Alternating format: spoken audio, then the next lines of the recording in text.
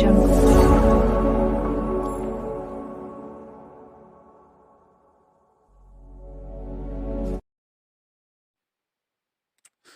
Good morning class.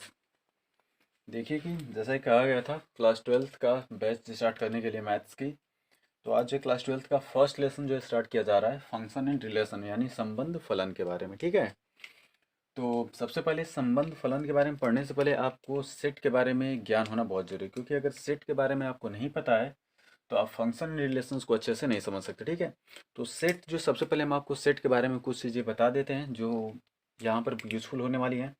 देखिए, जैसे set आपको पता होगा कि सेट कहते क्या है, यानी समुच्चय क्या है। ठीक है, तो सेट यानी समुच्चय, पहली चीज वस्तुओं के सुपरिभाषित संग्रह को ही क्या कहा जाता है, समुच्चय कहा जाता है। कहने का मतलब ये है कि अगर कोई वस्तु दी गई है जिनके किसी विशेष गुण के आधार पर अगर उन्हें हमें अरेंज करना है, तो उनको जो लिखने का जो ढंग होता है उसे हम क्या कहते हैं, समुच्चय कहते हैं।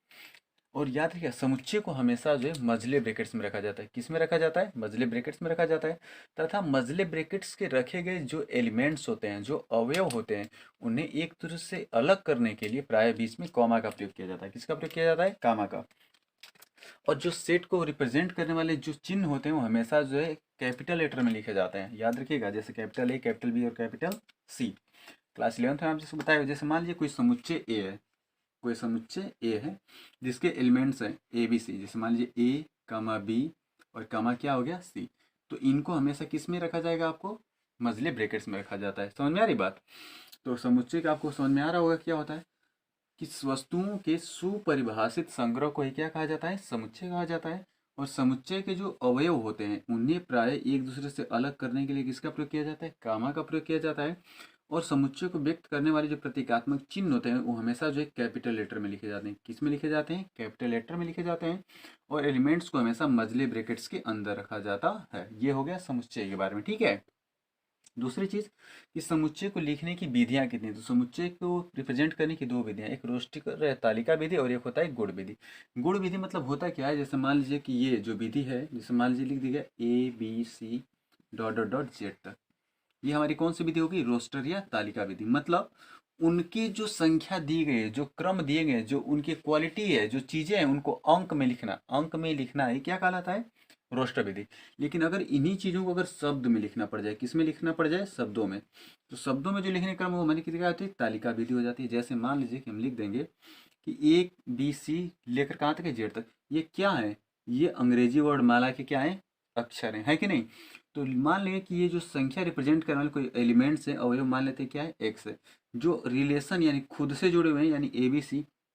और ये किससे रिलेशन रखे हैं, तो अंग्रेजी वर्णमाला के अक्षर से।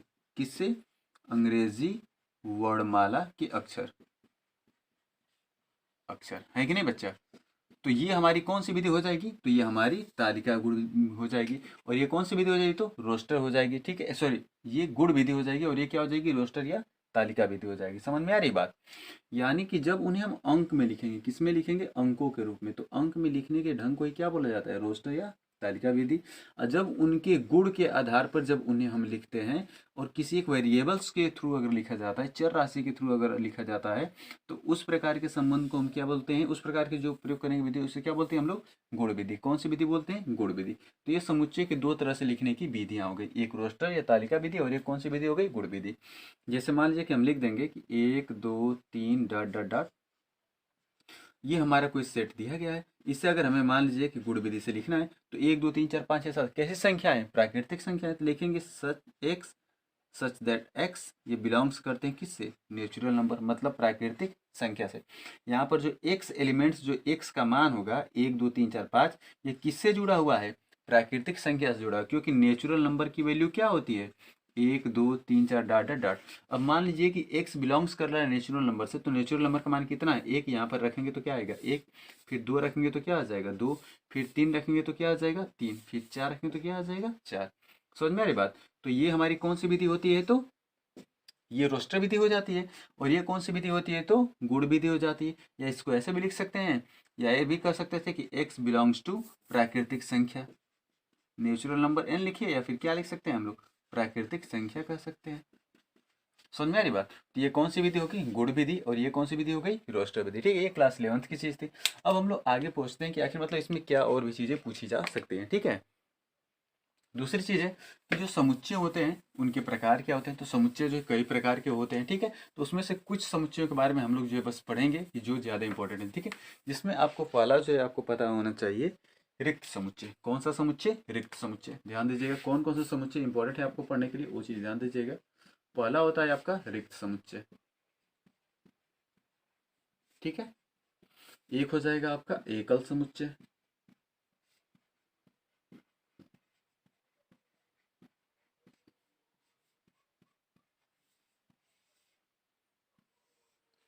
एक होता है परिमित समुच्चय।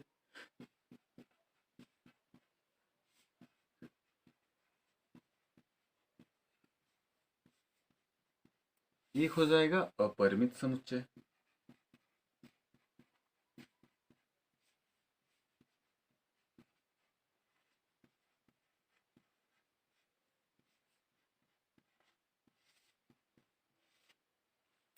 ठीक है, पहले ध्यान से देख लेते हैं हम लोग। देखिए रिक्त समुच्चय होता क्या है? तो वह समुच्चय जिसका कोई एलिमेंट्स ना हो, मतलब जिसके कोई अवयव ना हो, ऐसे समुच्चय को हम क्या बोलते हैं? रिक्त समुच्चय कहते हैं। रिक्त समुच्चय को प्रायः फाई से डिनोट किया जाता है। जो रिक्त समुच्चय होता है उसे किससे डिनोट किया जाता है? तो फाई से। आपको क्या बोला गया है कि ऐसा समुच्चय जिसका कोई एलिमेंट्स ना हो। जैसे मान लीजिए कि ये हमारा एक सेट हो गया, इसके अंदर कोई भी एलिमेंट्स दिख रहा है आपको? नहीं। तो जब कोई एलिमेंट्स नहीं दिखेगा तो उसे क्या बोलेंगे हम लोग? रिक्त समुच्चय। क्या बोलेंगे हम लोग? रिक्त समुच्चय। तो ऐसा समुच्चय जिसके अंदर कोई भी एलिमेंट्स उपस्थित नहीं होता है, ऐसे समुच्चय को हम रिक्त समुच्चय कहते हैं। दूसरी चीज, रिक्त समुच्चय को हमेशा जो है फाई से डिनोट किया जाता है। किससे डिनोट किया जाता है? फाई से डिनोट किया जाता है। ठीक है, अब नेक्स्ट हम लोगों का क्या है? एकल समुच्चय। देखिए नाम से ही लग रहा है कि एकल मतलब एक होना चाहिए। तो ऐसा समुच्चय जिसके केवल एक एलिमेंट्स हो। ऐसा समुच्चय जिसके अंदर एलिमेंट्स यानी अवयवों की संख्या केवल कितनी हो जाए? एक हो जाए। तो ऐसे समुच्चय को हम क्या बोलते हैं? एकल समुच्चय कहते हैं। क्या बोलते हैं बाबू हम? एकल समुच्चय। तो ऐसे समुच्चय जिसके अंदर उपस्थित अवयवों की संख्या केवल एक होती है, ऐसे समुच्चय को हम एकल समुच्चय कहते हैं। जैसे मान लीजिए कि ये कोई हमारा सेट हो गया एस, इसमें उपस्थित जो अवयव की संख्या कितनी है? एक है। तो ऐसे समुच्चय को हम क्या बोलेंगे? एकल समुच्चय कहेंगे। एक और चीज, अगर मान लीजिए कोई सेट इस प्रकार से दिया गया है, तो ये समुच्चय बताइए आप, रिक्त समुच्चय होगा कि एकल समुच्चय होगा? पहले आप बताइए, रिक्त होगा कि एकल होगा? जी ये एकल समुच्चय होगा। क्यों होगा? क्योंकि ये देखिए जो अंदर वाला ब्रैकेट्स आपको लिखा गया है, ये पूरा जो ब्रैकेट्स है ये रिक्त समुच्चय को रिप्रेजेंट करता है। और रिक्त समुच्चय को रिप्रेजेंट करने वाला एलिमेंट्स क्या होता है? फाई। यानी हम इसके ब्रैकेट्स में क्या लिख सकते हैं? फाई लिख सकते हैं। अब जो इसके अंदर कितने एलिमेंट्स दिख रहे हैं आपको? एक एलिमेंट्स दिख रहा है ना, अर्थात ये कैसा समुच्चय होगा? तो एकल समुच्चय होगा। ठीक है, याद रखिएगा, बहुत सारे एग्जाम्स में ये पूछा जा चुका है। ठीक है, अब आगे देख लीजिएगा। अब आता है परिमित समुच्चय। ऐसा समुच्चय जिनमें उपस्थित अवयवों की संख्या जो है निश्चित हो। अवयवों की संख्या क्या हो जाए? निश्चित हो जाए। तो ऐसे समुच्चय को हम क्या बोलते हैं? परिमित समुच्चय कहते हैं। जैसे मान लीजिए कोई सेट हमारा दिया गया है और ऐसे लिख दिया गया 1 2 3 4 और 5। देखिए इसमें जो है उपस्थित अवयवों की संख्या निश्चित है कि नहीं? भाई बिल्कुल निश्चित है, क्योंकि इसके अंतर्गत जो दिए गए एलिमेंट्स की जो संख्या है, जो अवयव होंगे, वो कितने हैं? केवल केवल 5 ही हैं। कौन कौन से? 1 2 3 4 और क्या है? 5। तो ऐसा समुच्चय जिसके अंदर उपस्थित जो अवयव होते हैं, जो एलिमेंट्स होते हैं, अगर उनकी संख्या निश्चित होती है, तो ऐसे समुच्चय को हम क्या बोलते हैं? परिमित समुच्चय। क्या बोलते हैं? परिमित समुच्चय।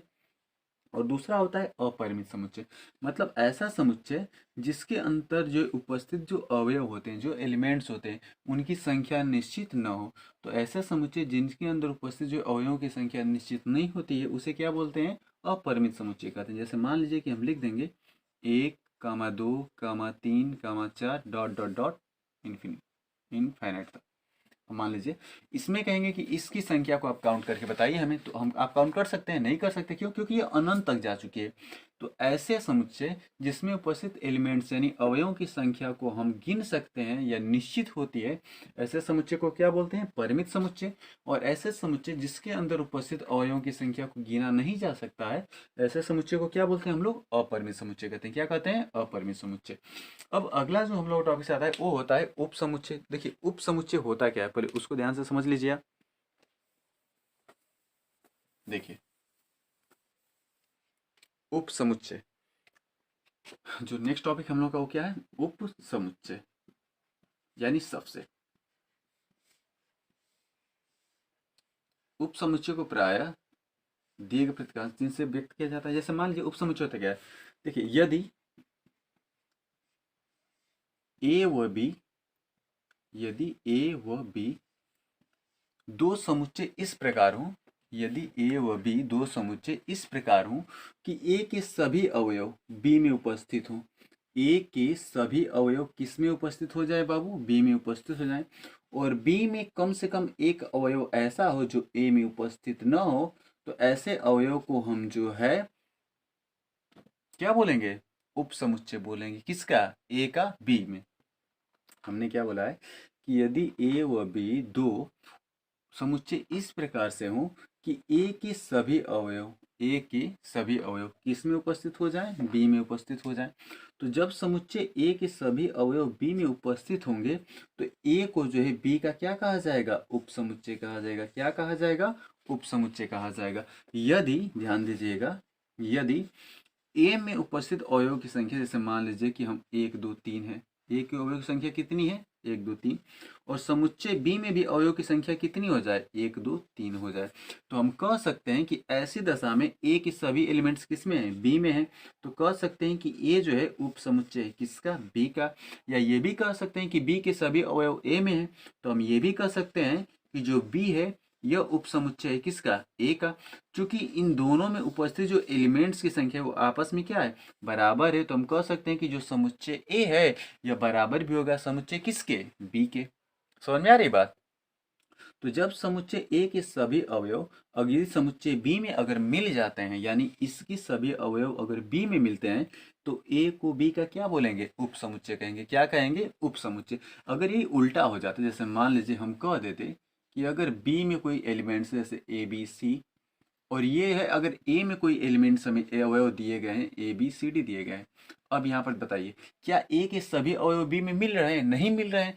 लेकिन बी के सभी अवयव ए में मिल रहे हैं कि नहीं, भाई बिल्कुल मिल रहे हैं। बी में क्या है, ए है, बी है, और क्या है, सी है।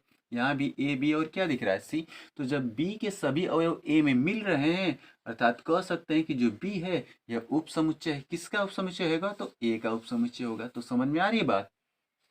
यानी कि यदि ए व बी दो समुच्चय इस प्रकार से हों कि ए के सभी अवयव यदि समुच्चय बी के भी अवयव हों, तो हम कह सकते हैं कि जो ए है वह बी का क्या है, उप समुच्चय है। या यदि ए व बी दोनों में उपस्थित अवयवों की संख्या बराबर हो जाए, तो हम कह सकते हैं कि ए जो है उप समुच्चय बी का भी हो सकता है, या ये भी कह सकते हैं कि बी उप समुच्चय किसका हो सकता है, ए का। यह तभी संभव है, कब संभव है, जब दिए गए अवयव में जो ए के एलिमेंट्स हो गए, ये दोनों सेट आपस में क्या हो जाए, बराबर हो जाए। समझ में आ रही बात, कोई दिक्कत।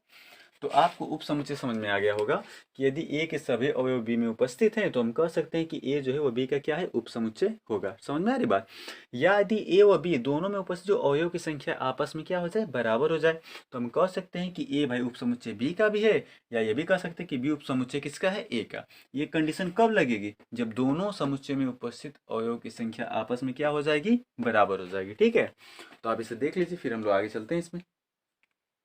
ठीक है, अब जो आपके लेसन्स में आने वाला है वो होता है क्रमित युग्म के बारे में। समझ लीजिए सबसे पहले कि क्रमित युग्म होते क्या है। ठीक है, हम आपको समझाते हैं कि क्रमित युग्म होते क्या। अब यहाँ से आपको एक एक पॉइंट्स जो हम लिखेंगे वो सब आपको जो है लिख करके समझाया जाएगा। ठीक है, क्योंकि ये जो सिलेबस, जब जो टॉपिक्स अभी आपको हम बता रहे थे कि उप समुच्चय क्या होता है, या एकल समुच्चय क्या होता है, या रिक्त समुच्चय क्या होता है, या परिमित समुच्चय क्या है, और परिमित समुच्चय क्या है, उसमें अवयवों को जो रखते कैसे हैं। ठीक है, तो ये सब चीज़ें आपको जो है क्लास 11th की चीज़ें हैं। ठीक है, तो ये आपको अब यहाँ से बताएंगे। सबसे पहले जो है क्रमित युग्म होता क्या है। ठीक है, पहली हेडिंग हम लोगों की क्या रहेगी, क्रमित युग्म। ध्यान से देखिएगा, क्रमित युग्म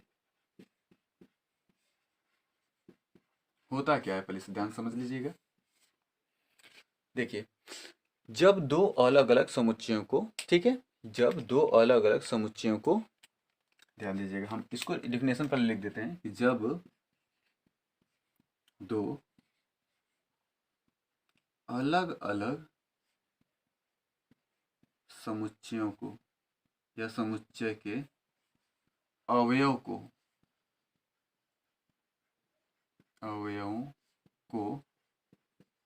अल्प विराम लगाकर अल्प विराम का मतलब कामा, ठीक है।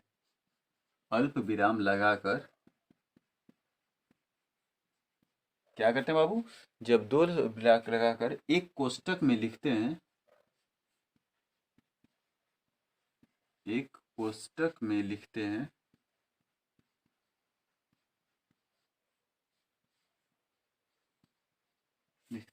तो उसे हम क्रमित युग्म कहते हैं। क्या कहते हैं बाबू, हम क्रमित युग्म कहते हैं।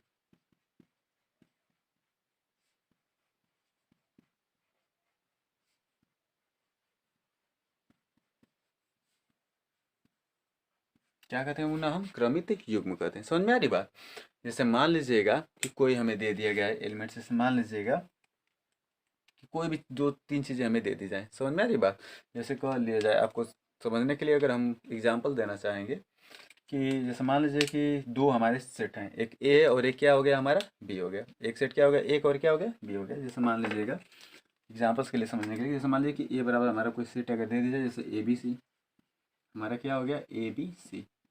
और एक दूसरा तथा दूसरा एक सेट हम ले लेते हैं, ध्यान दीजिएगा, एक बी, इसके एलिमेंट्स ले लेते हैं, मान लीजिए कि डी ई, और क्या ले लेते हैं हम लोग एफ। ध्यान दीजिएगा, समुच्चय ए के एलिमेंट्स कौन कौन से हैं, ए बी सी, और समुच्चय बी के एलिमेंट्स कौन कौन से हैं, डी ई, और कौन से हो गए हमारे एफ हो गए। अब इन दोनों समुच्चय में अगर हम देखेंगे तो इसके एलिमेंट्स ए बी सी और इसके एलिमेंट्स क्या है, डी ई एफ। कहा क्या गया है कि जब दो अलग अलग समुच्चय के अवयवों को अल्प विराम लगाकर एक कोष्टक में लिखते हैं तो इसे हम क्रमित युग्म कहते हैं। जैसे मान लीजिएगा कि हम इसे अगर लिख लेंगे कि ए कामा डी, या बी कामा ई, या सी कामा एफ। ध्यान से देखिएगा, हमें अग्नि किया क्या है कि जो पहला अवयव हो वह सेट किससे लिया है, ए से। जो दूसरा एलिमेंट है वो किससे लिया है हमने, बी से। और दोनों के बीच में क्या लगा दिया है, अल्प विराम कामा। भाई प्रश्न जैसा कह रहा था कि डिफिनेशन आपकी, तो जब दो अलग अलग समुच्चयों के अवयवों को अल्प विराम लगा करके एक कोष्टक के अंदर लिखते हैं तो इसे ही हम क्या बोलते हैं, क्रमित युग्म कहते हैं। क्या बोलते हैं मुन्ना, क्रमित युग्म कहते हैं। ये हमारा क्या निकल जाएगा, क्रमित युग्म। क्या निकला, क्रमित युग्म। ध्यान समझिएगा, जब दो अलग अलग समुच्चयों के अवयवों को एक कोष्टक में जब हम लिखते हैं और उनके बीच में अगर हम कामा का प्रयोग करते हैं तो उस प्रकार से जो युग्म निकलते हैं उसे हम क्या बोलते हैं, क्रमित युग्म कहते हैं। अब क्रमित युग्म के जो है कुछ प्रगुण भी होते हैं, कुछ उसके गुण भी हैं। तो ध्यान से देखिएगा कि क्रमित युग्म होते क्या क्या है, ठीक है। तो कुछ गुणों को हम ध्यान समझ लेते हैं। क्रमित युग्म कहने का मतलब ये है कि यहाँ से जो हमारा फंक्शन मिल रहा है, जैसे मान लीजिएगा कि जो हमारा एलिमेंट्स मिला है, जैसे क्रमित युग्म क्या मिल गया है हमारा, ए कामा डी, ये हमारा क्रमित युग्म है। क्योंकि ए एलिमेंट्स जहाँ पर फॉर ऑल सबके लिए जो ए एलिमेंट्स है ये बिलोंग किससे कर रहा है, सेट ए से। और जो बी एलिमेंट सॉरी जो डी एलिमेंट्स है हमारा वह बिलोंग कर रहा है किससे, सेट बी से कर रहा है। यानी जो ए एलिमेंट्स है वह किस सेट से लिया गया है, ए से। और जो डी एलिमेंट्स है वह किससे लिया गया है, बी से लिया गया है। समझ में आ रही बात। तो ये हमारे क्या हो गया, क्रमित युग्म के एग्जाम्पल्स हो गए।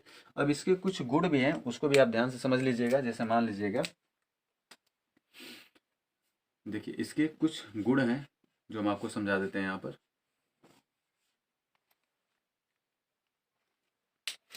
जो क्रमित युग्म होते हैं, ध्यान दीजिएगा, जो क्रमित युग्म होते हैं वह कभी भी समुच्चय के बराबर नहीं होते। जैसे कहने का मतलब ये है कि पहला अगर देखा जाए, अगर ए कामा बी या ए कामा डी जो था यह कभी भी जो है बराबर नहीं होगा किसके, समुच्चय ए कामा डी के। जो क्रमित युग्म होते हैं वह कभी भी समुच्चय के बराबर नहीं होते हैं। दूसरी चीज कि जो ए कामा डी है, जो ए कामा डी है, ये कभी भी जो है डी कामा ए के भी बराबर नहीं होगा। किसके बराबर नहीं होगा, डी कामा ए के बराबर नहीं होगा। यानी यदि अवयवों के स्थान बदलते हैं तो उनके क्रमित युग्म कभी भी आपस में बराबर नहीं होंगे। ये चीज भी आपको ध्यान देना है। समझ में आ रही बात। क्यों, क्योंकि यहाँ पर ए जो प्रथम घटक हमारा देखा जाए, जो प्रथम घटक यानी पहला जो अवयव है वह कौन सा है, हमारा ए है। लेकिन इसमें जो प्रथम घटक है वो हमारा कौन सा हो गया, डी हो गया। तो कभी भी अगर घटक के स्थान अगर बदल दिए जाते हैं तो वह क्रमित युग्म कभी भी आपस में बराबर हमारे नहीं होते हैं। समझ में आ रही बात। अब इसमें द्वितीय घटक हमारा कौन सा होगा, डी। इसमें द्वितीय घटक कौन सा हमारा है, डी। लेकिन यहाँ पर द्वितीय घटक कौन सा आपका दिख रहा है, ए दिख रहा है। तो क्या ये कभी बराबर होंगे, जी नहीं होंगे। अब दूसरी चीज है कि यदि ए कामा डी, ध्यान दीजिएगा क्रमित युग्म, अगर ये बराबर हो गया डी कामा ए के, तो यह तभी संभव है, यह संभव तभी है कि जब ए व डी आपस में क्या हो जाए, बराबर हो जाए। यदि ए बराबर किसके हो जाए, डी के, जब ए व डी आपस में बराबर हो जाएंगे तभी हमारे जो ये दोनों मान हैं वो आपस में बराबर होंगे। कहने का मतलब ये, ध्यान दीजिएगा, अगर मान लीजिए कि यहाँ नहीं दिख रहा है तो हम ऊपर आपको लिख के दिखाते हैं, यहाँ पर देखिए, यदि ए कामा डी यह बराबर ए डी कामा ए के, यह तभी होगा यदि, ये केस तभी लागू होगी यदि जो ए है या डी दोनों आपस में क्या हो जाए, बराबर है।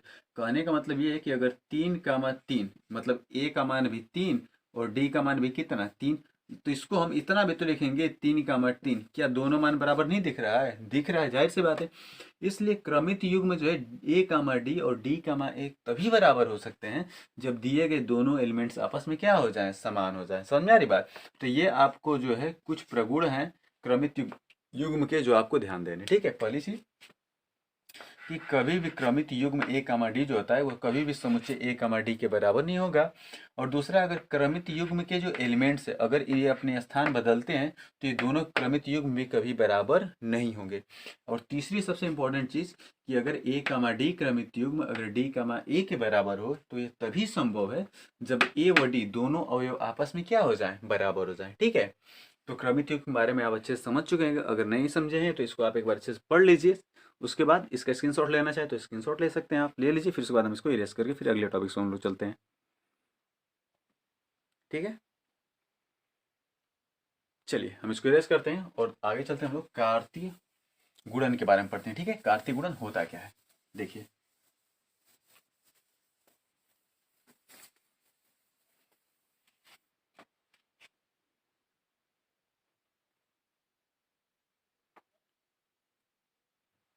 देखिए समझिए पहले कार्तीय गुणन, नेक्स्ट टॉपिक हमारा क्या है, कार्तीय गुणन। देखिए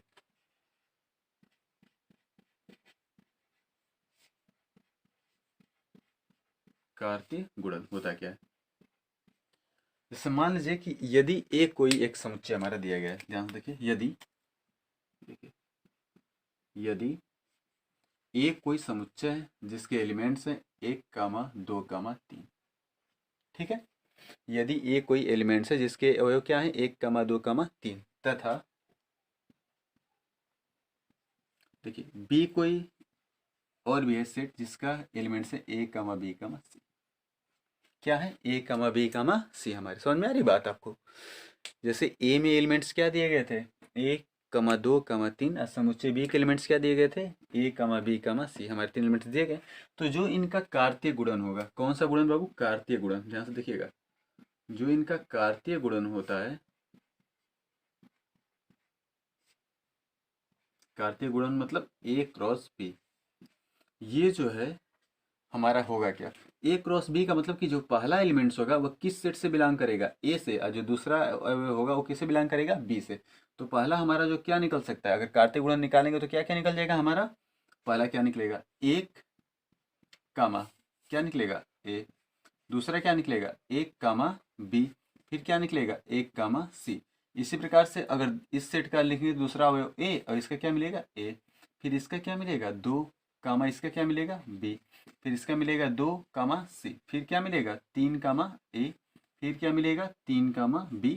और फिर क्या मिल जाएगा, 3, C मिल जाएगा। ठीक है, अब जब इसको एक ब्रैकेट्स लगा देते हैं तो ये इनका क्या निकल जाता है, कॉर्शियल प्रोडक्ट, मतलब कार्तीय गुणन निकल गया। समझ में आ रही बात। जब दिए गए दो अवयव, अगर सेट ए और बी दो हमारे समुच्चय दिए गए हैं, उनके अवयवों को अगर जब मल्टीप्लाई करके एक मझले ब्रैकेट्स के अंदर जब लिखते हैं तो इस प्रकार से प्राप्त एलिमेंट्स को हम क्या बोलते हैं, कार्तीय गुणन बोलते हैं। क्या बोलते हैं बाबू, कार्तीय गुणन बोलते हैं। देखिए यहाँ पर हमने क्या ज्ञात किया, ए क्रॉस बी। अब इसका अगर उल्टा आप ज्ञात कर लो, अगर बी क्रॉस क्या ज्ञात कर लो, ए। जब बी क्रॉस से, देखिए ए क्रॉस बी ज्ञात किए थे तो पहला जो अवयव था वो किससे लिया गया था, समुच्चय ए से।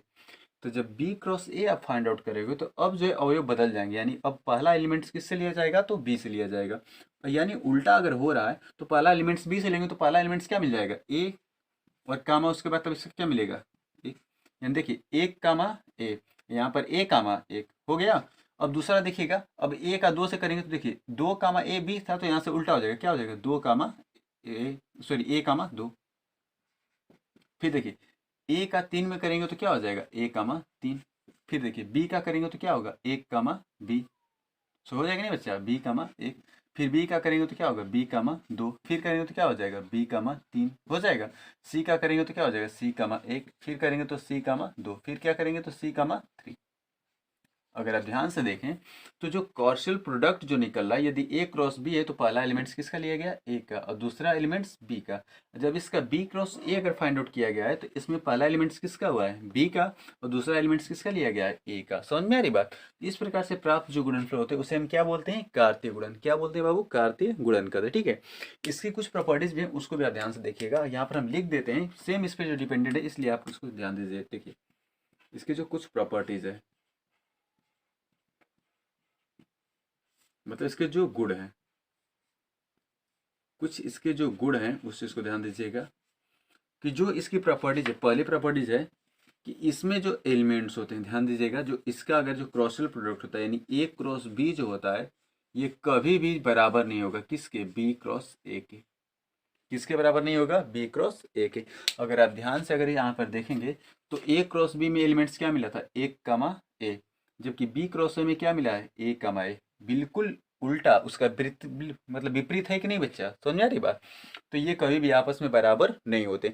दूसरी चीज ये कि ए क्रॉस बी, कौन सा ए क्रॉस बी, अगर ये आपका बराबर हो जाता है किसके फाई के, मतलब रिक्त सूचक के, तो यह तभी होगा यदि ए बराबर फाई हो या बी बराबर क्या हो जाए फाई हो जाए। समझ में आ रही बात। दूसरी चीज कि या इसी को हम अगर और भी कर सकते हैं, या फिर इसी को मान लीजिए कि अगर ए क्रॉस बी जो है बराबर अगर फाई अगर नहीं है, जैसे मान लीजिएगा यदि तीसरा कि यदि A cross B is not equal to five, इसका मतलब यदि या तो ए जो है यह बराबर नहीं है फाइव के, या बी ये बराबर नहीं है फाइव के। समझ में आ रही बात। अगर दोनों फाइव के बराबर है तो उनका जो क्रॉसियल प्रोडक्ट है वो हमारा क्या आ जाएगा फाइव आ जाएगा। और यदि दोनों में से कोई अगर फाइव के बराबर नहीं है तो उनका जो क्रॉसियल प्रोडक्ट होगा वो कभी भी फाइव नहीं आएगा। फाइव जानते हैं कि फाइव कौन समुच्चय होता है रिक्त समुच्चय, यानी ऐसा समुच्चय जिसके अंदर कोई भी एलिमेंट्स जो है शामिल नहीं होगा। समझ में आई बात। जैसे मान लीजिएगा कह रहा है कि ए क्रॉस बी बराबर फाइव, ये कब संभव है, देखो यहाँ से यदि ए क्रॉस बी बराबर फाइव आ रहा है, ये कब संभव है, जब कह रहा है कि ए बराबर फाइव और बी बराबर क्या हो फाइव।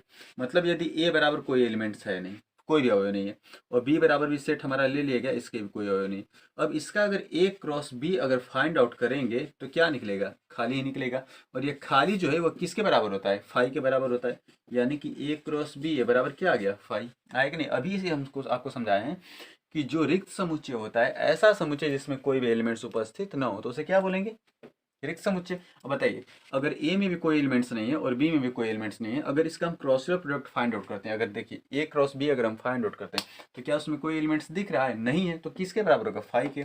समझ में आ रही बात। और अगर मान लीजिए कि अगर फाइव के बराबर ए व बी नहीं, अगर कोई एलिमेंट्स अगर है तो उनका जो कार्तीय गुणनफल जो आएगा वो क्या कभी फाइव आएगा नहीं आएगा, कोई ना कोई एलिमेंट्स जरूर आएगा। समझ में आ रही बात। जैसे मान लीजिए अगर हम कह देते हैं कि यदि ए बराबर, देखिए ध्यान से, यदि ए बराबर एक एलिमेंट्स मान लीजिए कि दो है और एक बी बराबर एलिमेंट्स हमारे क्या होंगे तीन। अब बताइए क्या दो रिक्त समुच्चय है नहीं, कैसा है एकल समुच्चय है। तीन कैसा है ये भी एकल समुच्चय है। तो अब अगर इसका हम कार्तीय गुणन फाइंड आउट करते हैं तो इसका कार्तीय गुणन क्या मिलेगा 2, 3 मिल जाए कि नहीं बच्चा। अब बताइए ये क्या एलिमेंट्स कभी भी जो है आपके रिक्त दिख रहे हैं आपके, बताइए हमको तो नहीं दिख रहे हैं ना।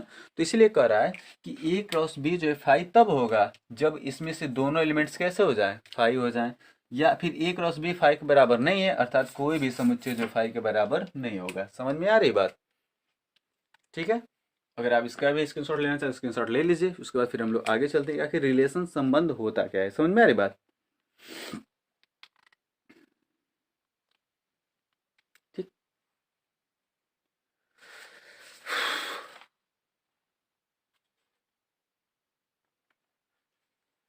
चलिए